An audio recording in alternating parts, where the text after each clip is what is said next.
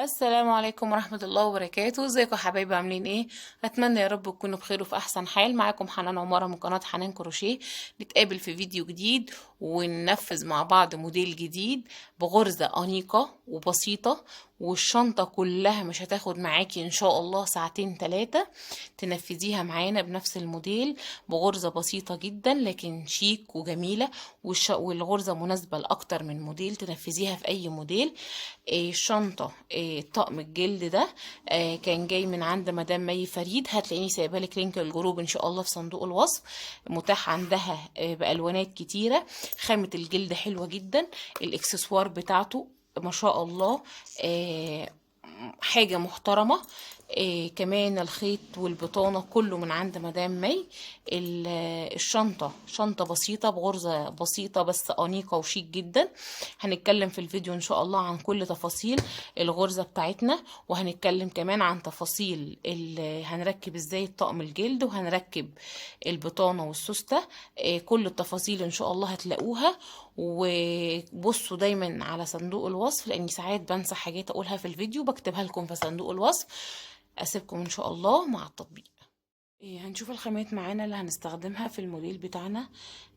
أنا هشتغل الموديل بتاع الشنطة بخيط سلسلة. تقدري تشتغلي بخيط مكرمية قيطان.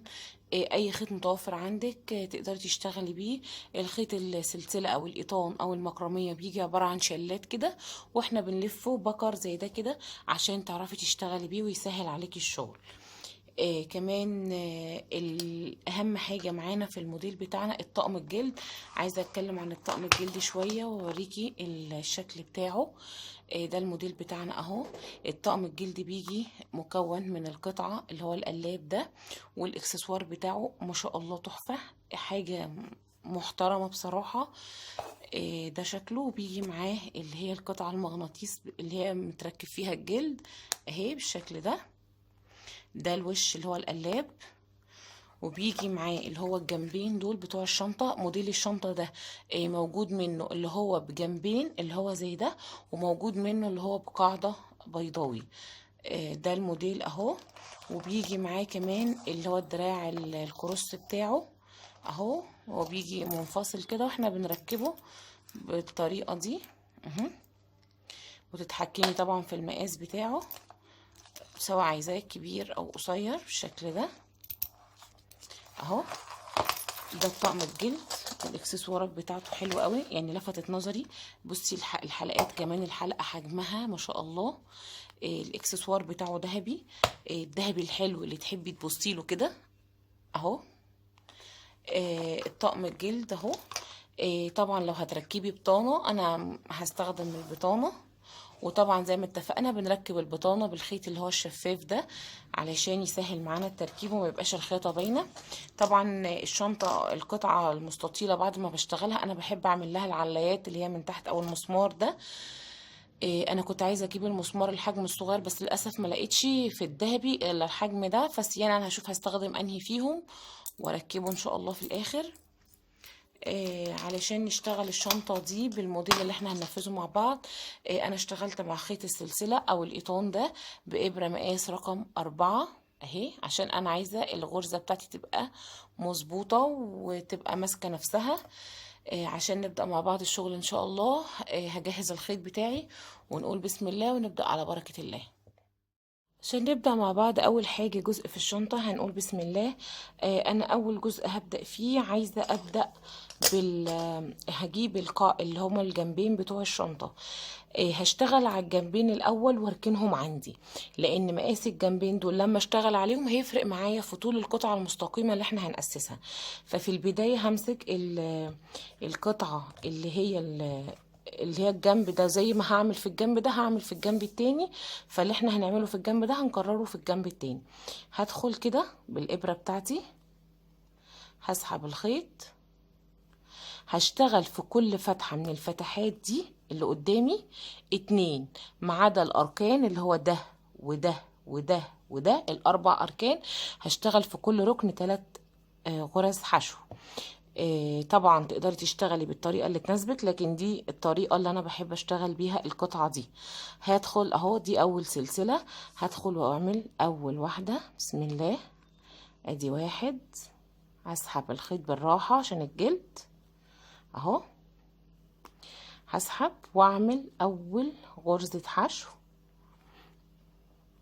اهو. طبعا الجلد فتحته مش سميكة قوي، فبالراحة كده واسحبيهم. ادي كده اتنين اهو، هشتغل في كل فتحة اتنين. في التالتة دي هنعملها ان شاء الله تلاتة، بس لما نلف الناحية التانية بالشكل ده. هريح الغرزة بس واظبطها، خلي الغرز مظبوطة ومرصوصة كده جنب بعضها علشان يبقى شكلها حلو اهي. ادي رقم اتنين حشو بالشكل ده. هكمل في اللي بعدها كمان اتنين حشو، ادي واحد بالراحة كده اهو، كمان واحد، وخيط البداية معايا اهو انا شغالة عليه عشان مرجعش انضفه في الاخر اهو بالراحة اهو، واشتغل غرزة حشو بالشكل ده. يبقى انا هكمل في كل غرزة عشان ما نطولش، في كل غرزة اتنين حشو ما عدا الاركان تلاتة، ونرجع نشوف شكلها مع بعض. اشتغلت اهو في كل فتحة اتنين، هنا في الركن تلاتة وبعدين اتنين اتنين اتنين، جيت للكورنر ده هنشتغل مع بعض فيه اهو. ادي واحد اتنين، وادي التالتة اهو. انا بحب اشتغل في الاركان تلاتة عشان تبقى القاعدة الاوسة بتاعتي مرتاحة، لما اجي اشبك القطعة المستطيلة في الجنب ده يبقى مرتاح مش مشدود. تمام اهو. هدي واحد، كمان واحدة. هكمل بقى بنفس الطريقة اهو. انا حبيت اوريكم الكورنر ده اهو، ريحي ايدك. هكمل في لاخر الدور هنا في كل غرزة اتنين، واعمل في الركن هنا تلاتة، ونيجي نشوف شكله مع بعض. خلاص بعد ما خلصت هنا في كل غرزة اتنين ما عدا الاربع اركان، عملت في كل غرزة تلاتة بالشكل ده. هاجي عشان اقفل الدور بتاعي، انا خلاص خلصت اتنين وعايزة اكون الغرزة التالتة. هاجي ادخل تحت اول غرزة انا عملتها، اسحب الخيط اهو بعد ما قصيته بالشكل ده، ما تشديش اهو. هاجي من اخر غرزة انا اشتغلتها، هدخل في الجزء اللي ورا من الغرزة زي ما تعودنا نقفل الدور بتاعنا اهو بالشكل ده. كده انا كونت الغرزة التالتة وقفلت الدور بتاعي قفله نظيفه اهي مش باينه. يبقى انا هنا عندي تلاتة، وفي كل غرزه اتنين ما عدا الاربع اركان في كل غرزه تلاتة بالشكل ده. انا خلصت القطعه المستطيله دي. إيه زي ما عملت هنا هعمل القطعه التانية.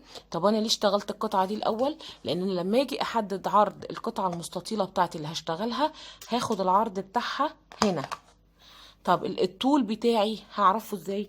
انا محتاجه القطعه المستطيله تلف كده، يعني ما اوقف دي كده تبقى القطعة المستطيلة لفة معايا من هنا لهنا لهنا.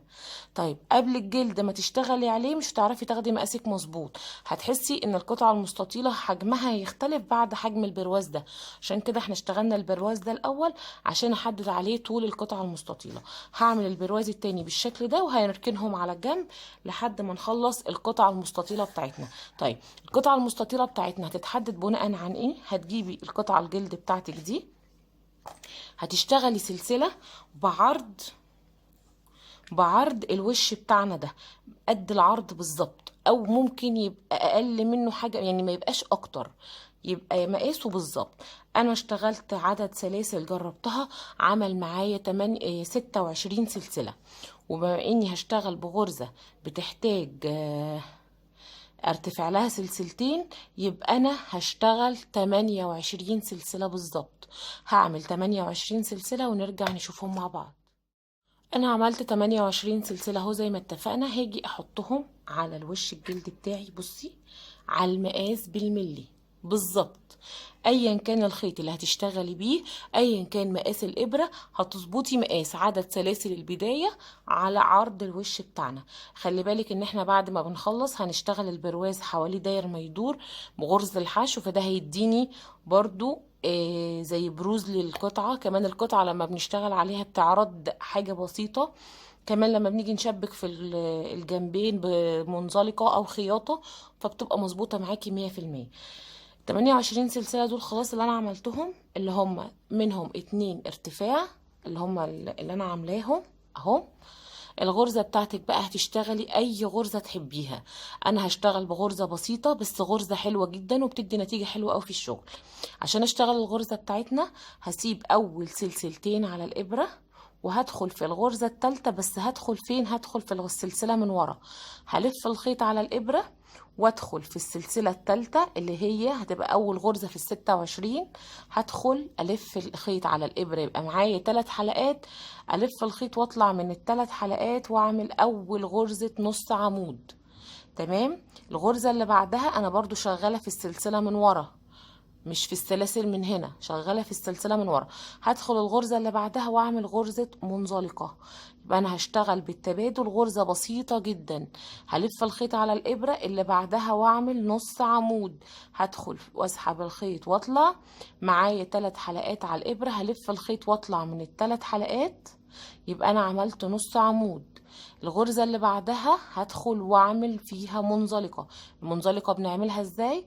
هدخل اسحب الخيط واطلع كمان من الغرزة. يبقى انا هشتغل بالتبادل. الغرزة بتاعتي عبارة عن ايه؟ عبارة عن غرزة منزلقة، غرزة نص عمود اهي. ادخل اسحب الخيط واطلع من ال3 حلقات. الغرزة اللي بعدها منزلقة اهي. هدخل اسحب الخيط واطلع، اسحب الخيط كمان من الغرزة. هيبقى ده الشكل بتاعها. الغرزة حلوة جدا، شكلها مش هيبان غير بعد كام سطر عشان تبان النتيجة بتاعتها. يبقى انا هشتغل كل الدور بالتبادل، عشان كده انا اشتغلت عدد مكون زوجي 26 غرزة عشان اشتغل بالتبادل، غرزة نص عمود وغرزة منزلقة. هكمل اهو. هلف الخيط، ادخل اسحب الخيط واطلع، معايا 3 حلقات. الف الخيط واطلع من ال3 حلقات مع بعض. الغرزة اللي بعدها منزلقة اهي اهي. هكمل لنهاية الدور ونشوف هنرتفع لسطر جديد ازاي وارجع. انا خلاص خلصت اهو الدور. خدي بالك انت في كل دور هنبدأ بغرزة نص عمود، هننتهي بغرزة منزلقة. تمام. خلي بالك من النقطة دي، احنا عشان كده عاملين عدد زوجي. ابدأ كل دور بغرزة نص عمود، انتهي بغرزة منزلقة. هرتفع سلسلتين عشان انا هنا برتفع سلسلتين للنص عمود. في شغل كتير لما بنيجي نشتغل نص عمود بنرتفع له سلسلة واحدة، هنا برتفع سلسلتين. ليه؟ عشان القطعة المستطيلة عندي ما تبقاش مشدودة، لا تبقى واخدة راحتها ومفرودة.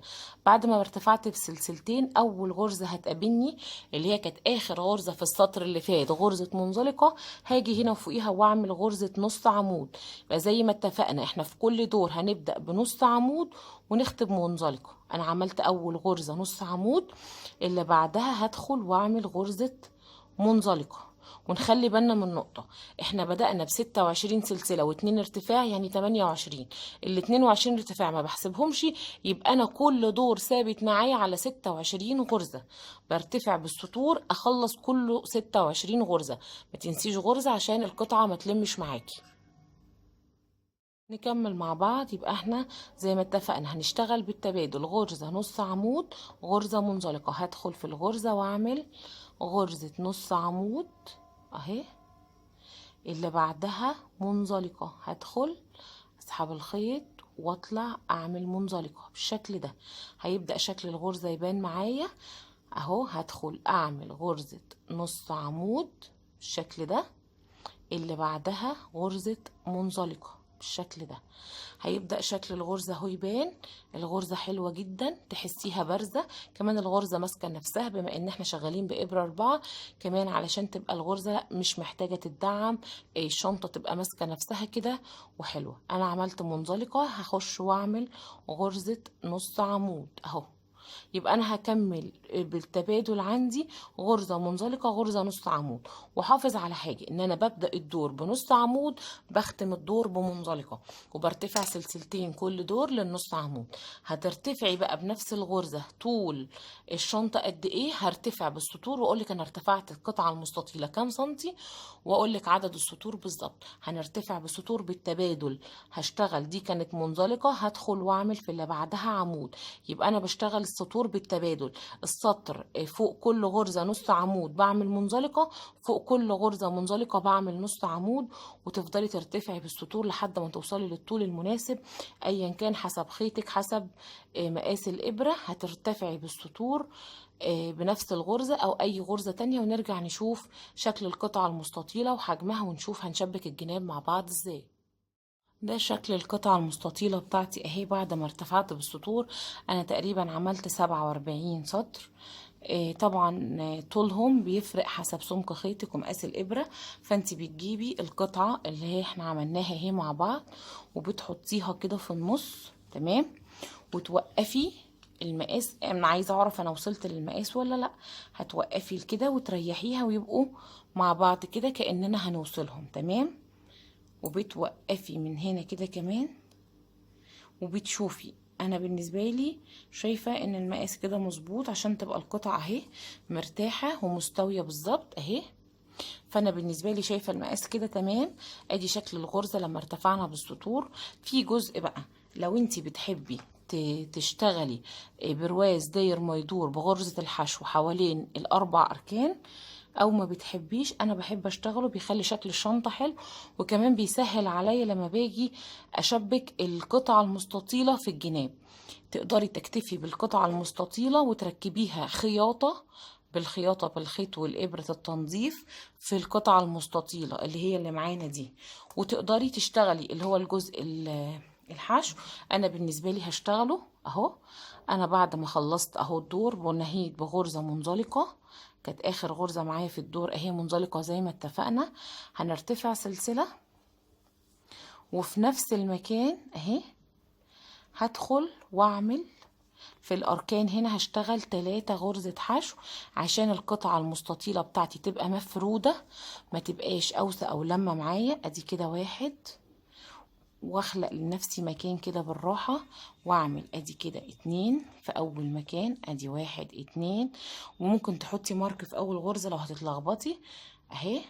ادي كده 2، وادخل اعمل كمان غرزة، يبقوا 3 غرز في الاركان.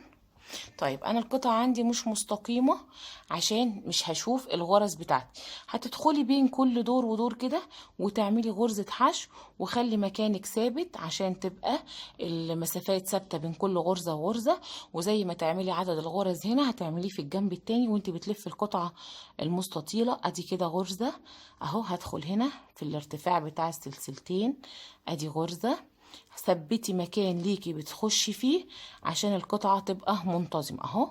هدخل هنا، الغرز مش منتظمة لكن انا بشوف لنفسي مكان لما اشتغل ويخلي شكل القطعة بتاعتي منتظمة. هكمل بقى، هلف بالكل غرزة الحشو داير ما يدور الاربع اركان لحد ما اوصل هنا، ونيجي نشوف هنشبك القطعة ازاي مع الاجزاء بتاعت الشنطة. رجعنا اهو حبايبي. انا خلاص خلصت الجزئيه اللي هي بتاعه القطعه المستطيله، لفيت حواليها بغرزه الحشو زي ما اتفقنا. اهم حاجه بعد ما تخلصي المرحله بتاعه جزء الحشو تتاكدي ان القطعه بتاعتك مستطيله ومفروده ومظبوطه من كل الاتجاهات، ما تبقاش اوسع معاكي، تمام. في المرحله دي في خطوه هنعملها، حابه تعمليها حابه مش حابه. انا حابه تبقى الشنطه بتاعتي واقفه، فهدعمها ببوري، بس البوري المره دي اللي هو البوري الرقية اللي هو 3 ملي اهو. ده شكله البوري هو طري اهو مش ناشف، لكن هينشف لي الشنطة ويدعمها بحيث تبقى الشنطة واقفة مستقيمة. انا خلاص لحمت الوصلات اللي عندي اهي، واتأكدت ان كل اللحامات على ظهر الشغل. فانا بالنسبة لي في الجزئية دي البوري ده تحبي تلزقيه تخيطيه الطريقة اللي بتناسبك. انا قصيت القطعة البوري اقل من طول الشنطة، يعني سايبة هنا الجزئية دي علشان انا كده كده لسه هركب بطانة، فيبقى عندي مساحة ان اركب البطانة وانا مرتاحة، تمام.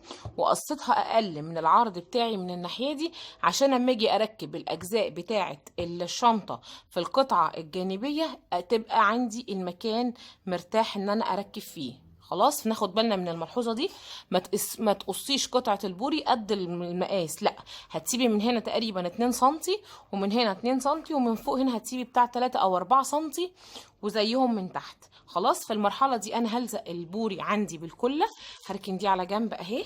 هجيب البوري بتاعي اهو زي ما اتفقنا، الخطوة دي تقدري ما تعمليهاش وتقدري تستغني عنها، او تقدري تخيطيه حسب الطريقة اللي انتي بتحبي تثبتي بيها البوري او تلزقيه بشمع. تمام. انا بالنسبة لي هلزق بطبقة بوري خفيفة خالص عشان اثبته في الشغل بتاعي اهو. هحط طبقة كده بسيطة وبعدين افردها واثبتها على الشنطة واسيبها تنشف شوية كده اهو.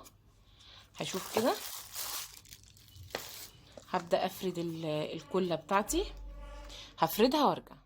ورجعنا اهو. انا خلاص حطيت طبقة الكلة البسيطة مش كتير عشان ما تظهرش من على الشغل من الناحية التانية. هبدأ اثبتها اهي.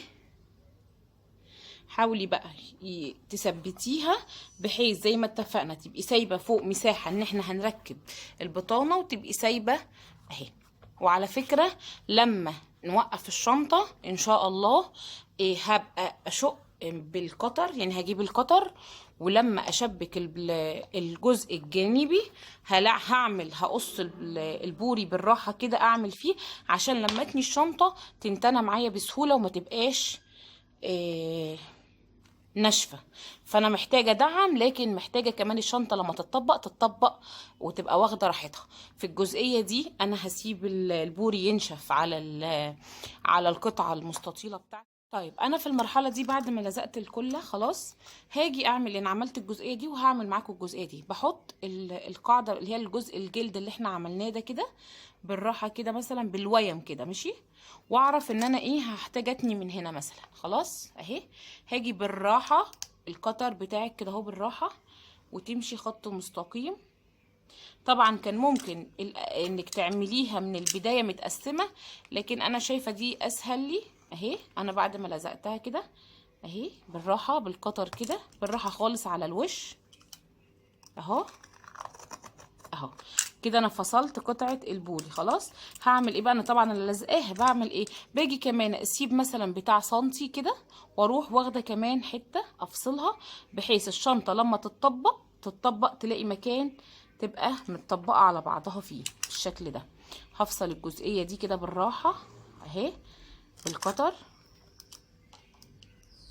اهي.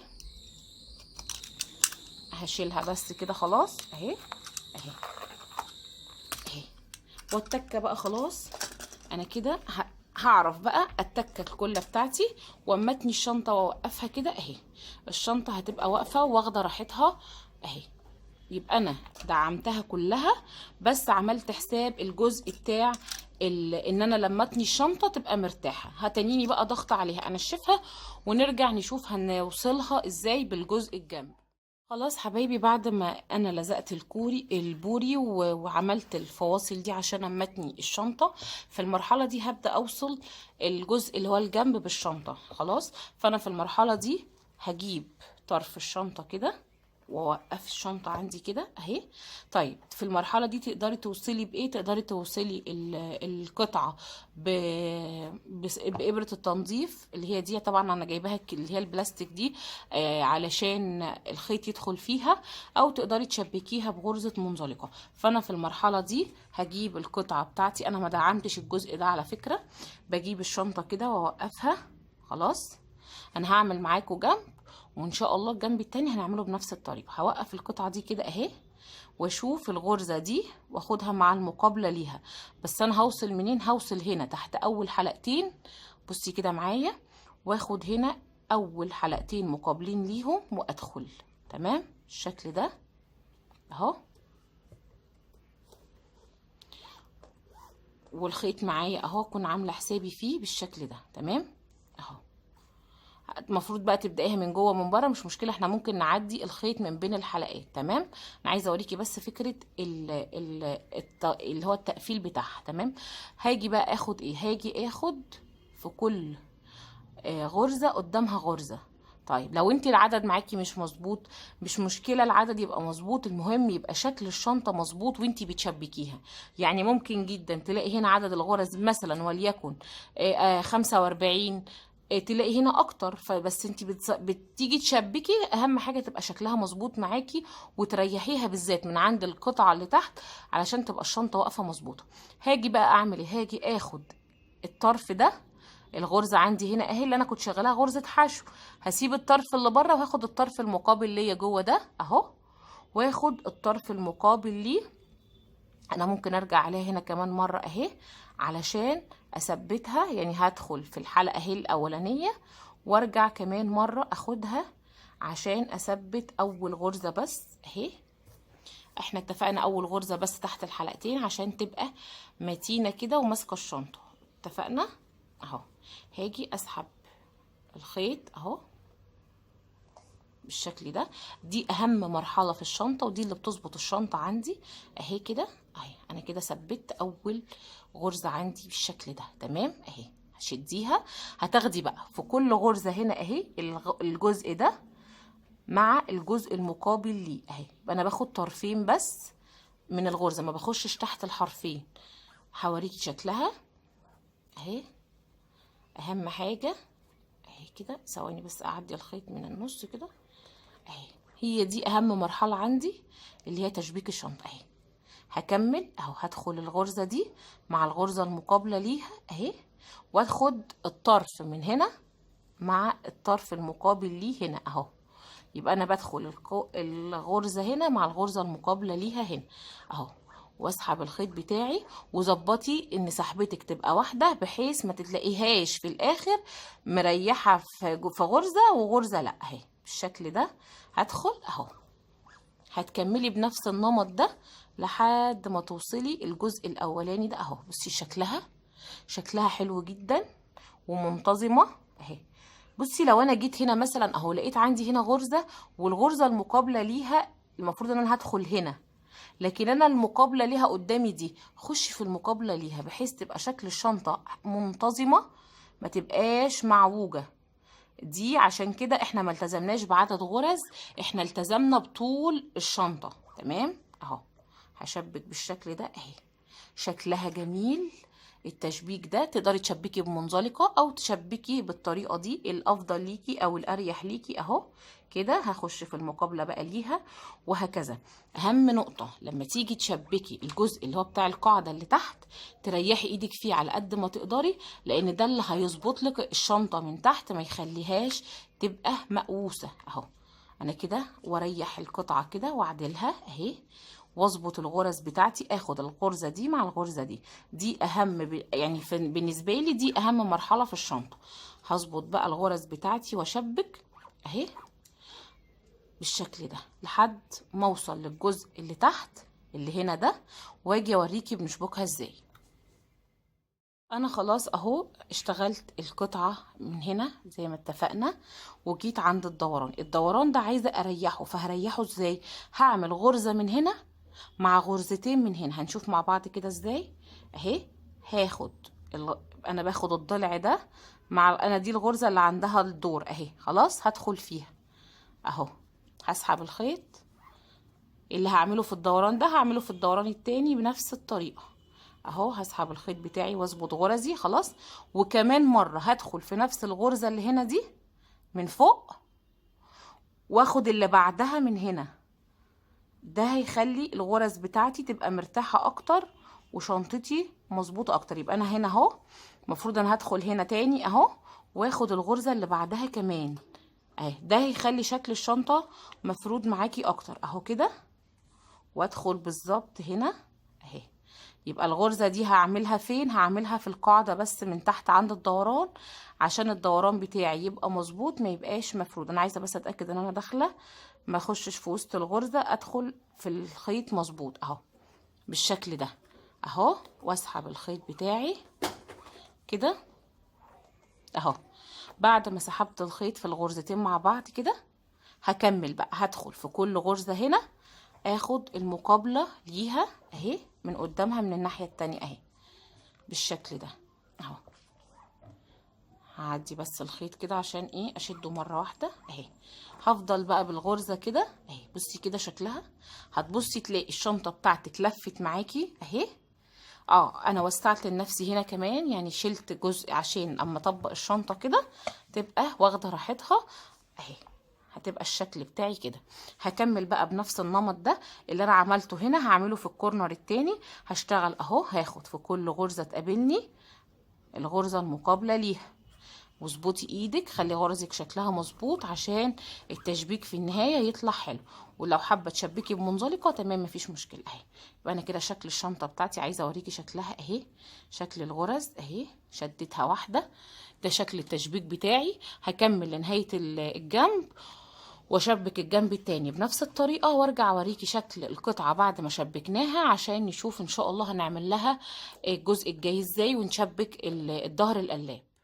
طيب في خطوة هنعملها انا وانا بشبك دلوقتي. انا خلاص عرفت مكان القاعدة بتاعتي اللي هي بتاعة الشنطة، فانا محتاجة اركب اللي هي المسامير العلايات دي. لو مش متوفرة عندك خلاص، فانا بالنسبة لي حددت اماكنهم اهي، انا لسه مركبتهاش، هحدد اماكنهم كده بالنظر بالشكل ده واركبهم قبل البوري ما ينشف، او ممكن تركبيهم والبوري موجود عادي فوق البوري، فدي حاجة ترجع لك. انا هركبه يعني لو انت ضغطتي كده بيه بالمسمار هيعدي من على البوري وهتروحي ايه قافلاه. فانا حبيت انبهك للمرحله دي، حابه تركبيه قبل البوري تمام، حابه تركبيه في المرحله، انا بالنسبه لي هركبه في المرحله دي. هكمل تثبيتهم واكمل تقفيل الجنب ونرجع نشوف مع بعض. ورجعنا اهو حبايبي خلاص بعد ما قفلت جناب الشنطه. الجناب مظبوطه ما شاء الله، وطريقه الخياطه بابره التنظيف دي حلوه جدا، طريقه مختلفه عن غرزه اللي هي المنزلقه. فبنحاول ان احنا في كل مره بنقول حاجه جديده وطريقه جديده تقدري تركبيها بنفس الطريقه او بغرزه المنزلقه. ده شكل القاعده بتاعت الشنطه بعد ما ركبنا اللي هي العلايات او المسمار ده. طبعا اتفقنا لو مش متاح عندك خلاص بتستغني عنه. القاعدة مظبوطة اهي ما شاء الله، عشان انا ظبطت الغرز بتاعة القاعدة بحيث انها تبقى مفرودة ومظبوطة. ده شكل الجناب بتاعتها اهي بالشكل ده، وده شكلها خلاص من فوق اهي بعد ما خلاص احنا مدعمينها وكله تمام خلاص. في الجزئيه دي في الشنطه فاضل لي حاجه واحده، ان انا اركب الوش القلاب ده، واحنا مركبينه في شنطه القطه مع بعض. ولو عايزين تشوفوه هحط لكم اللينك في صندوق الوصف. اهم حاجه في تركيب الوش هي الجزئيه الوحيده المهمه فيه، ان انا الايد عندي دي تبقى واقفه كده مستقيمه. عشان الايد دي تبقى واقفه كده، الوش لما تيجي تثبتيه هتثبتيه على الحرف فوق هنا كده، يعني تقريبا في اول دور ده اللي احنا كنا سايبينه من غير بوري بمعنى اصح، هتثبتيها كده. سواء بقى هتثبتيها خياطه بابره التنظيف او هتثبتيها بغرزه منزلقه، هتثبتيها بالطريقه اللي تريحك. يبقى احنا كده بالنسبه لنا الشنطه خلاص، فاضل ان احنا نركب الوش ده. والقطعة اللي هي المغناطيس دي هتثبتيها بعد ما تثبتي الوش وتتأكدي ان مكانه خلاص مظبوط. هتبدأي تحطي القطعة دي هنا وتظبطي مقاسها على مكان القفل بتاعها. فانت لازم تثبتي القطعه دي الاول عشان تحددي المقاس هنا. القطعه اللي هي المغناطيس دي هتركبيها في الشنطه سواء بنفس الخيط اللي اشتغلتي بيه، او انا بحب اثبتها بالخيط ده. الخيط ده عامل زي خيط الصياد بالظبط لكن رفيع، او هو خيط حرير بس ما شاء الله متين جدا. يبقى انا بعمله كذا طبقه فوق بعضه عشان يبقى سميك، وبخيط بيه، خصوصا ان هو لون الخيط اللي انا شغاله بيه. دي افكار برضو احب اقولك عليها، وممكن تركبي برضو بالخيط الشفاف زي ما بنركب البطانه. الجزئيه الجايه ان شاء الله انا هثبت دول وهرجع اقولك هوريكي شكلها، ونشوف كمان شكل البطانه. عاملين بطانه المره دي ان شاء الله بطانه حلوه جدا للشنطه. هثبت الجلد ونرجع نشوف شكل الشنطه النهائي. رجعنا اهو يا حبايبي خلاص بعد ما خلصنا الشنطة. انا خلاص ركبت الوش الجلد اهو زي ما احنا شايفين، ركبته بغلظة منزلقة زي ما اتفقنا، وده الشكل النهائي ليها. شكل القاعدة بعد ما ركبت المسامير، وده شكل الجناب بتاعتها اهي خلاص بالشكل ده. الشنطة كانت بسيطة ما فيهاش اي تفاصيل.